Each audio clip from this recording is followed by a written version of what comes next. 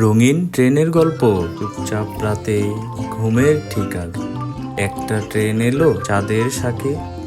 ইঞ্জিনটা নীল, বগি সব লাল, ভেতরে বসে খোকা আর খাল।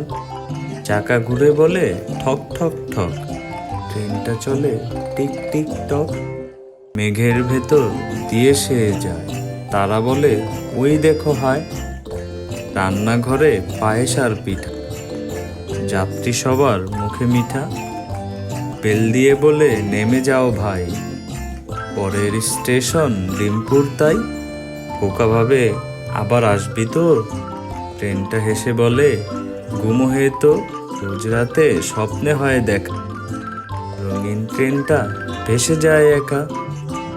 কবিতাটি ভালো লাগলে অবশ্যই লাইক, কমেন্ট অ্যান্ড শেয়ার করবা। সাবস্ক্রাইব করতে ভুলো না যেন। ধন্যবাদ ছোট্ট বন্ধুরা।